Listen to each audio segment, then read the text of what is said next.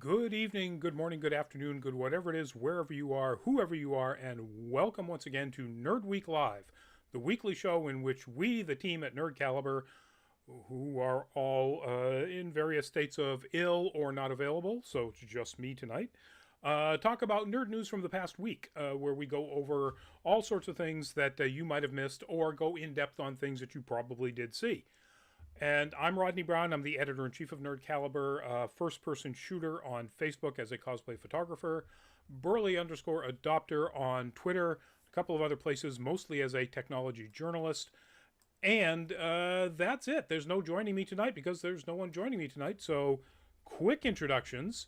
It's actually not a particularly deep roster of subjects either, folks. So if you're one of those people who jumps into the chat really late, sorry.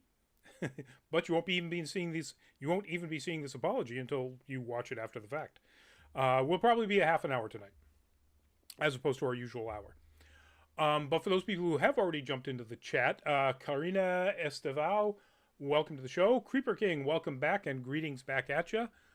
And take a quick peruse over the other social media things here.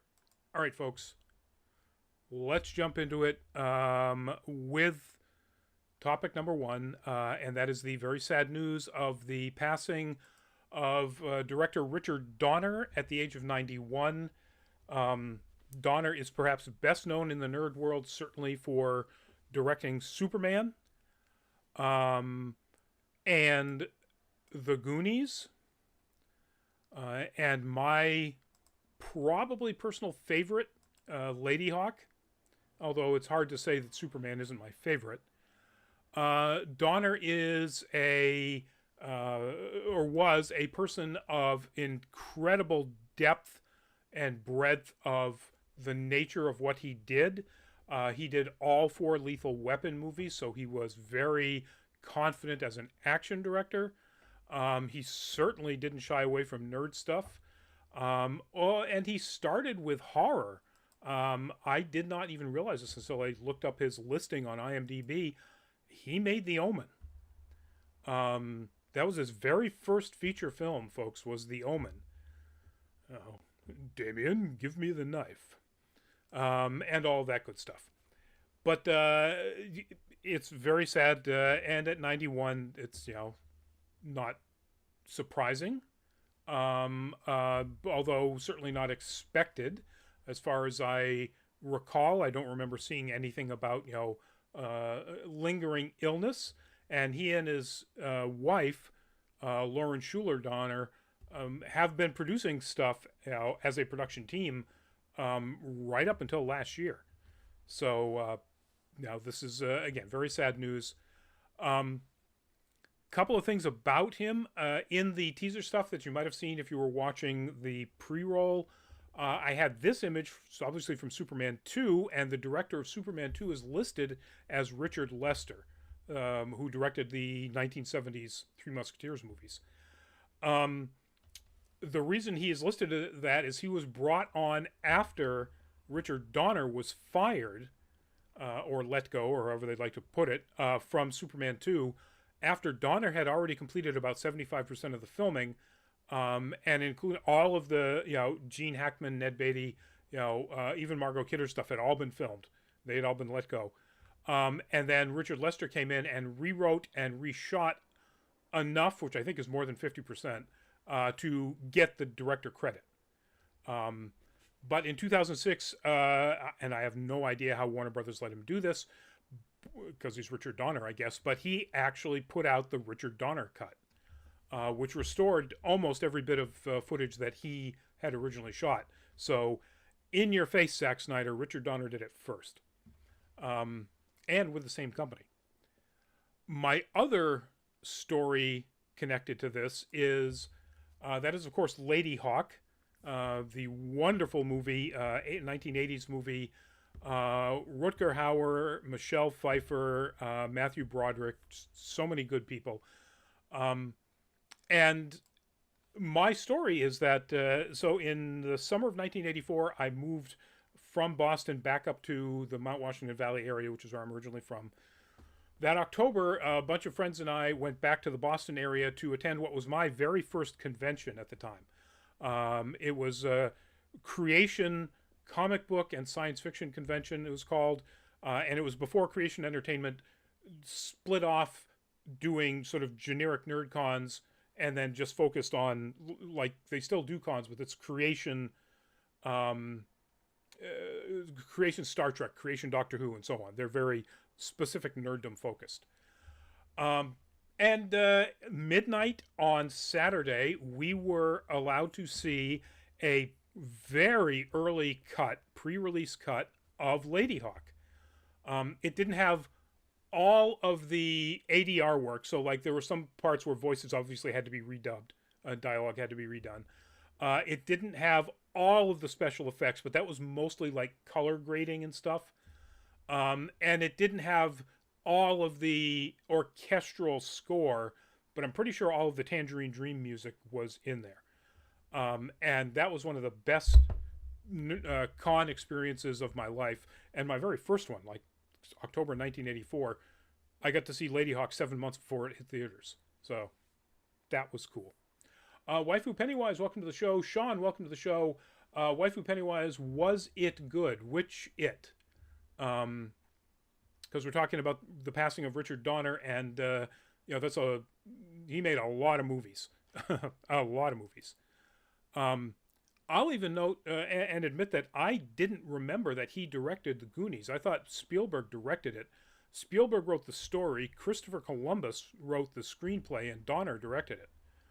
Even though in my mind it is still the most Spielbergian excess Spielberg movie ever made. But you learn something new every show, hopefully. Me and you folks. Our condolences to his wife and family, and to all the people who knew him and worked with him and really respected him. And he hasn't made a movie since 2016, so he's been in just the production end of things for quite a while. But still, it's sad to see this kind of a talent no longer with us. Moving on to things no longer with us, or continuing with things no longer with us, that is Jonathan Majors from Lovecraft Country, the HBO series. And the news is that there will not be a Lovecraft Country Season 2. HBO put out that announcement last week. It's done. We got what we got. What we got was an adaptation of the book that pretty much ended, well, it expanded off of the book, but, it ended in a way that the book ended similarly. So, because the book is kind of a series of short stories that are just sort of connected together. And that is what was initially proposed as the reason why it wasn't going forward by the writers on the article in Deadline that I'm reading, is that because they had done the book, there was just so much more work to be done to write a completely new, multi-episode series for season 2 that they just couldn't do it. That was kind of knocked off its horse by a Twitter post from co-creator or show creator and showrunner Misha Green, who said that they had basically the entire structure of season 2 already done, and even posted up a map that showed what the country, what used to be the United States, would be like after the effects of the end of season 1, which I won't go into for spoiler purposes for anybody who hasn't seen season 1. And if you haven't, go watch it. It's amazing. So no season 2, and even though it was really, really well received, it had by the finale it had stupendous audience numbers by HBO Max standards. Well, even though HBO Max was brand new, by streamer standards of any kind, put it that way. It just wasn't going to do it. And now we know, Jurnee Smollett has other commitments. Jonathan Majors is going to be Kang in probably a lot of MCU movies going forward. So, yeah, I can see why it may not have just been, writing issues. It may have been casting issues. But So that's not going to happen for us, folks, and I'm sad about that.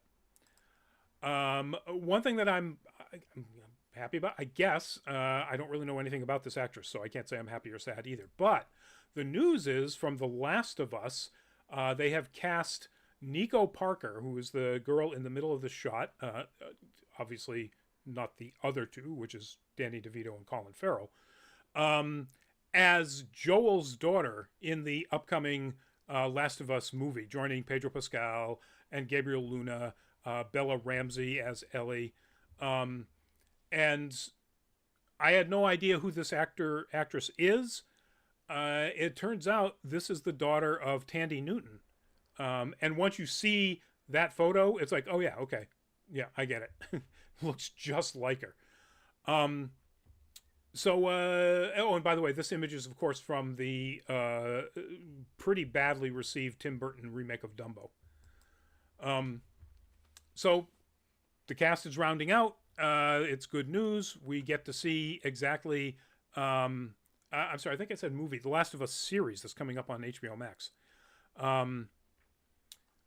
So the cast is rounding out, and hopefully we'll get to see this series sooner rather than later. I'm very much looking forward to what they're going to be doing with this. Given her track record, she's already been in HBO's The Third Day and is going to be starring in Reminiscence along with her real-life mother, Tandy Newton. I'm sure she'll do really well up against somebody as good as Pedro Pascal and Gabriel Luna. Gabriel Diego. Gabriel, yes. Diego is coming up in the Cassian Andor series on Disney Plus, based on Rogue One. And speaking of Disney Plus, so of course, tomorrow you're going to get up, and if you can do it before you go to work or school or wherever, you're going to watch Loki, because it drops on Wednesdays now. Also dropping tomorrow is The Simpsons one-shot for Disney Plus, which is called, come on, The Good, the Bart, and the Loki. And it's a short, it doesn't say here how long, but it will drop tomorrow, so you'll be able to watch it, right after you watch Loki. It looks pretty funny. Just who they've cast as MCU characters here is perfect. Yeah, definitely looking forward to it. It doesn't say anything really about what the story is. Just that, Loki, and Hiddleston will be doing the voice of Loki in this, or has done. And Loki is involved with MCU characters who, in this case, happen to be from The Simpsons. So I think it's going to be funny. I hope it's going to be funny, put it that way. And I'm looking forward to it. So I'll be watching that tomorrow. I'm not sure whether I'll be watching this when it drops on September 24th. But the new My Little Pony movie just announced that the cast of the characters and the characters' names as well, and this is, of course, going to be on Netflix.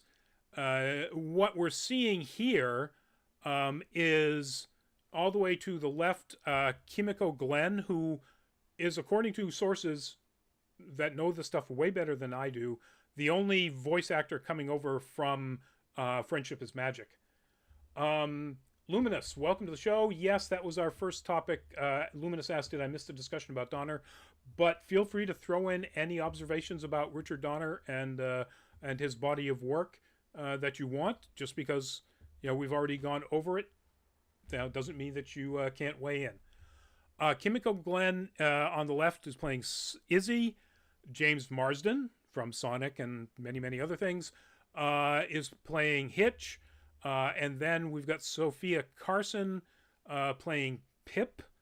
And the one with the sort of ace colors, I guess, wings, is Liza Koshy playing Zip.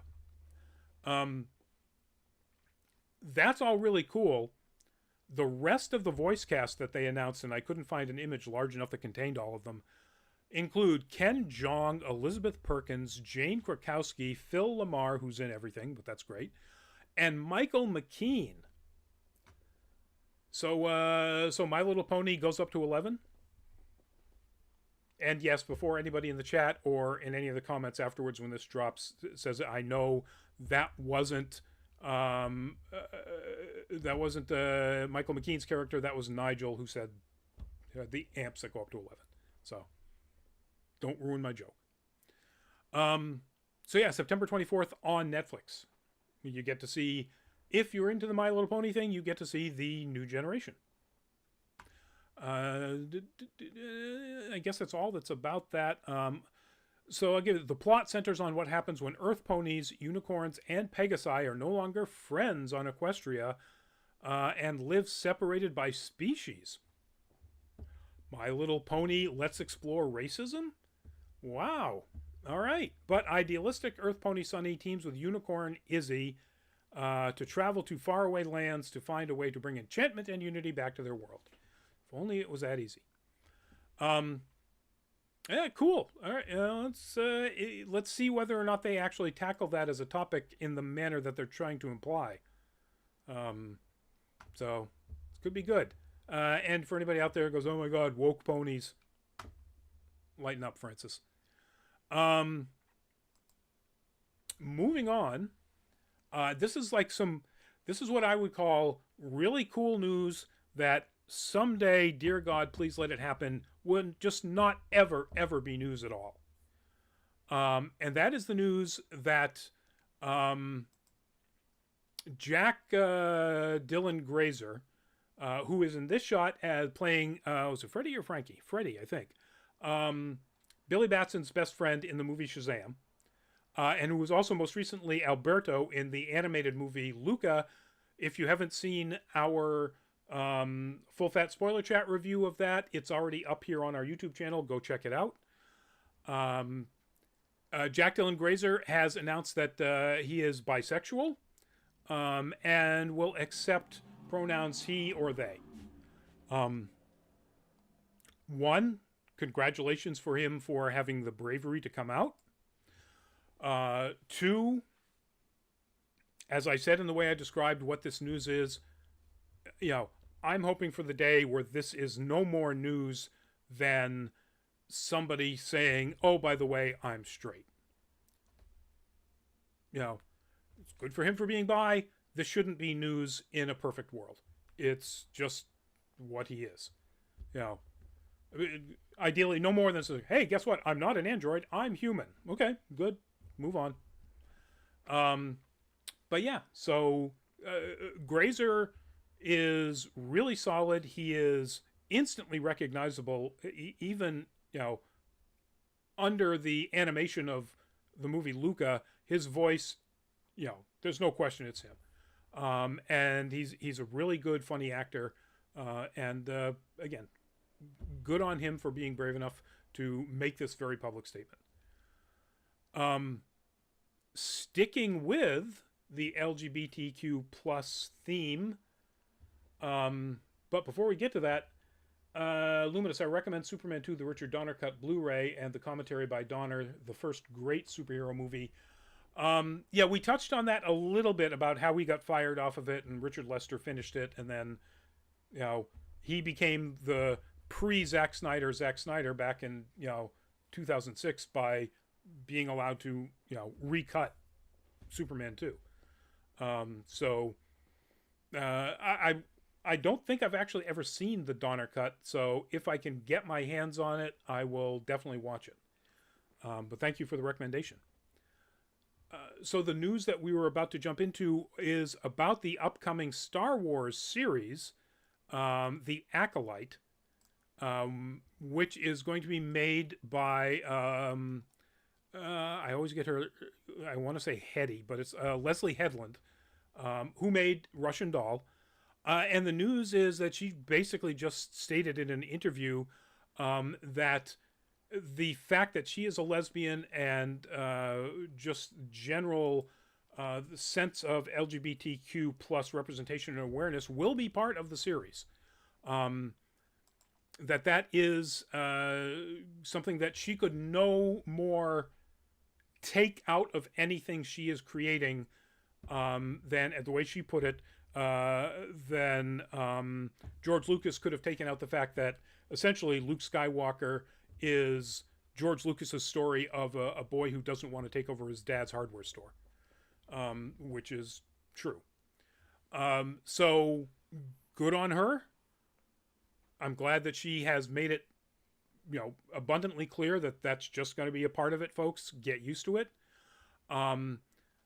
Disney, not Disney, but Lucasfilms, in various bits of entertainment, mostly the books, has had LGBTQ plus representation slowly building up over the course of the last probably 5 or 8 years. But it's been just non-existent in the movies. And or any series related to it for the most part that I can think of. They don't even really touch on it in The Mandalorian, which, would be I think a pretty obvious place to do it. But this series will. The Acolyte, in case you don't remember, we covered this when they announced it back in December. It's going to be a series that takes place a couple of 100 years before the Skywalker saga, pretty much at the end of the era that they call the High Republic. And it chronicles the rise of the dark side forces as the High Republic's influence starts to wane. And I like this idea. Looking forward to it. So our next topic, this will be a half an hour. We're just blasting through these things, folks. This, I absolutely adore this announcement. Michelle Yeoh has been cast as one of the lead characters in the upcoming Witcher prequel series, The Witcher Blood Origin.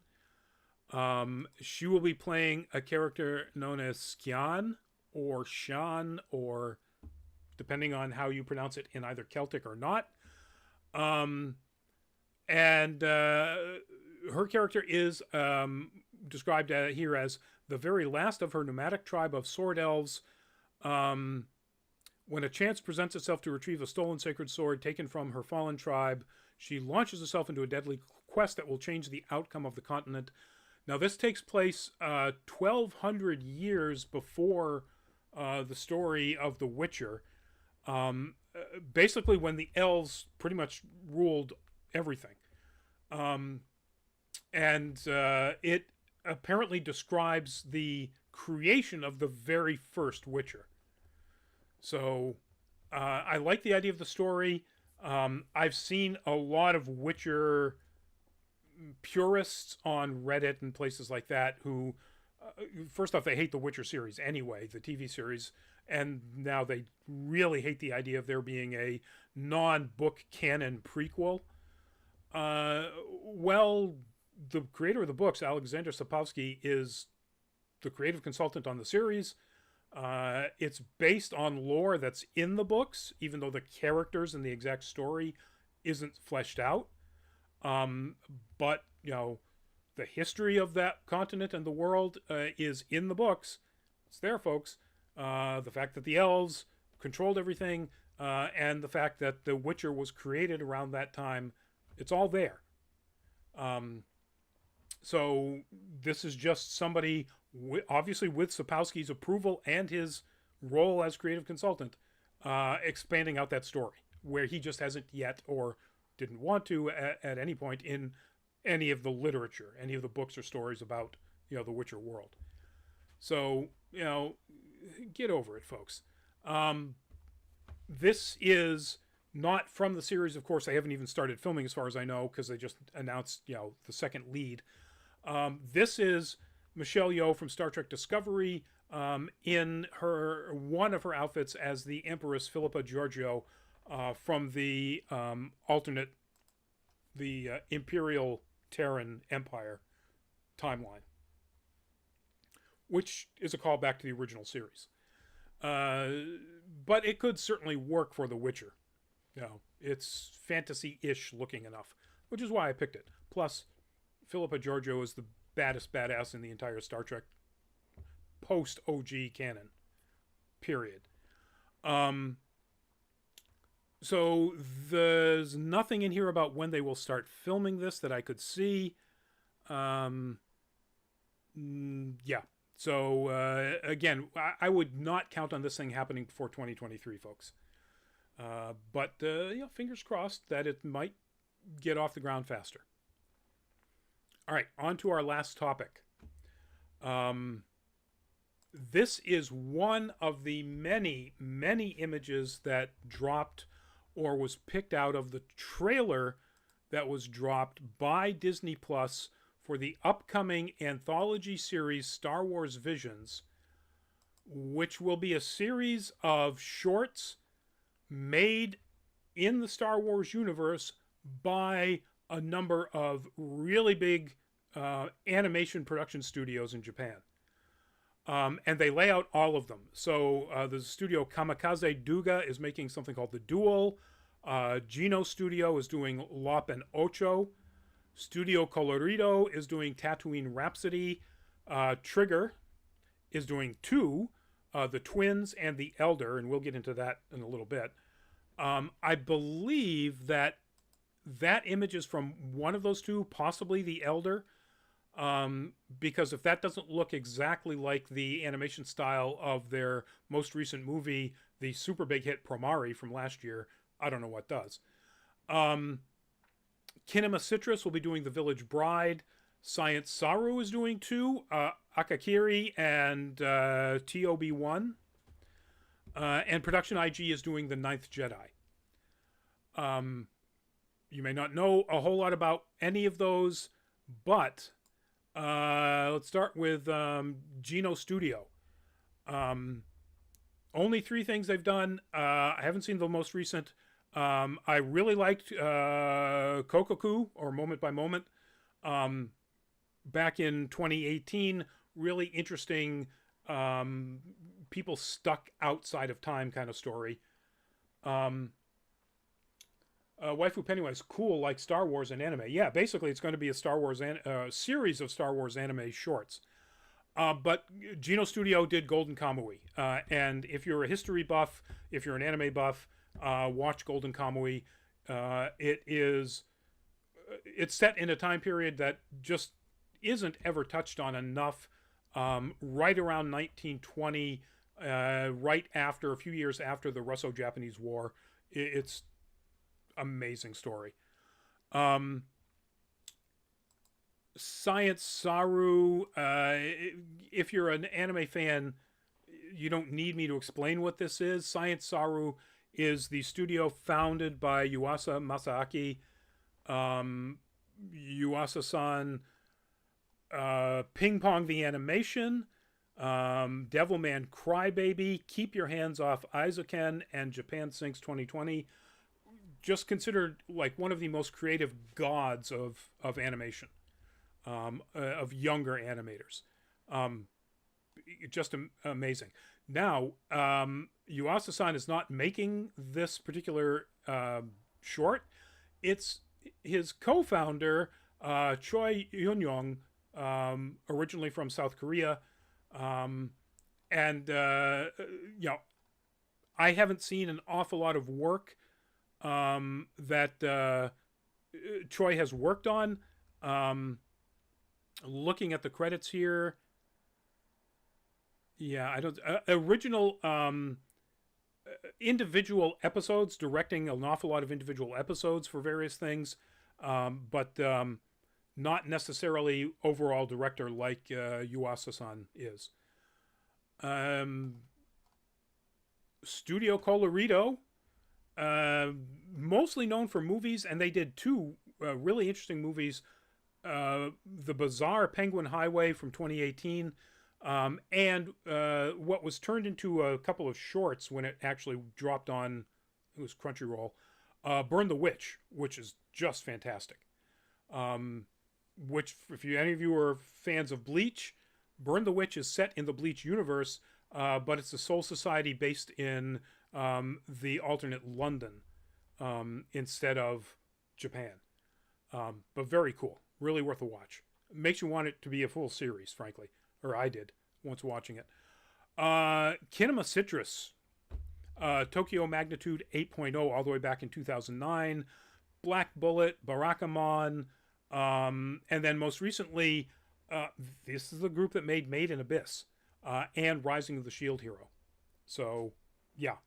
I'm really looking forward to what they produce out of this. Production IG has made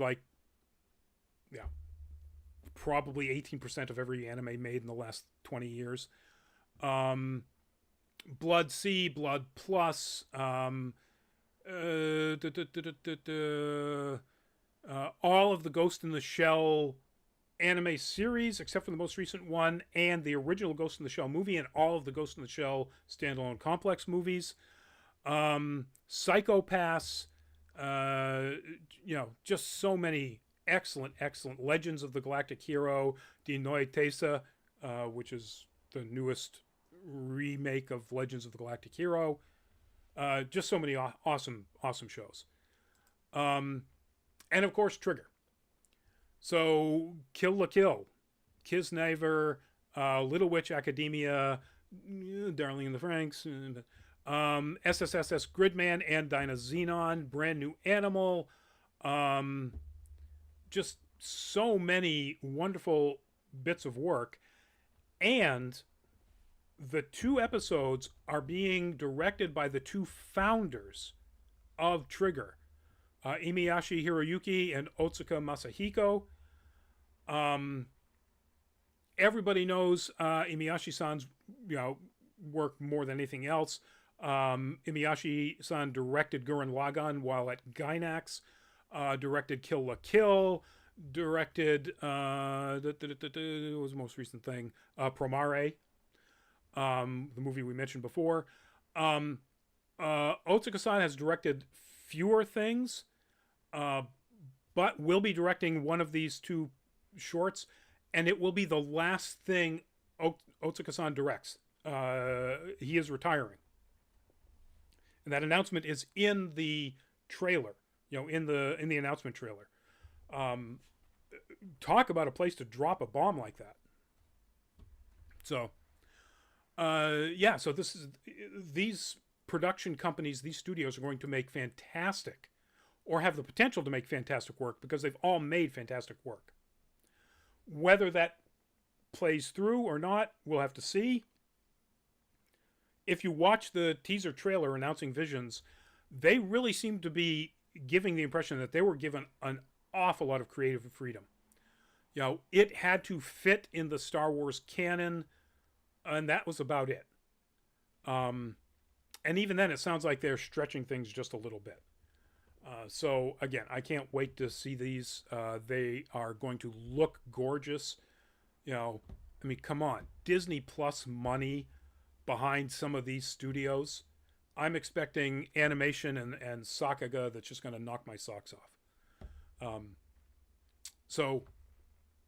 And by the way, this is coming right up. Let me get back to the actual news announcement. I believe it's the end of this month. No, I'm sorry. End of September, September 22nd. So just a couple of months to wait before this thing drops, folks. I'm really looking forward to it.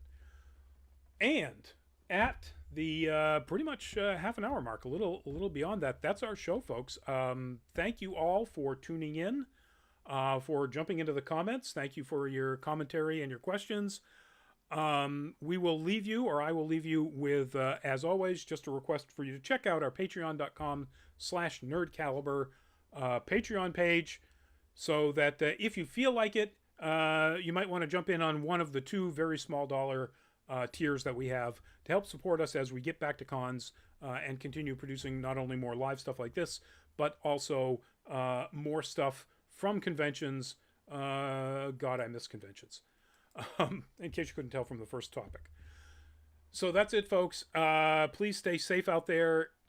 Thursday night, we will be talking about the Tomorrow War in full fat spoiler chat. So if you've seen it, or if you don't mind spoilers and you haven't seen it, please check it out, 8 o'clock. Next Monday, our Anime Octane is going to be about Odd Taxi. Don't want to give away the give away the store here, but go watch that show. Before you hear what we have to say about it, or anything else, go watch that show, please. Currently, just finished on Crunchyroll. And then our next Nerd Week Live next Tuesday, our next full fat spoiler chat after Tomorrow War will be, yes, I believe it will be Black Widow. So also very, very much looking forward to that. So we will see you at one of those upcoming shows, folks. Please, again, stay safe out there. If you haven't gotten your vaccination by now, please go do it. Delta variant is kicking the butts of a bunch of other countries.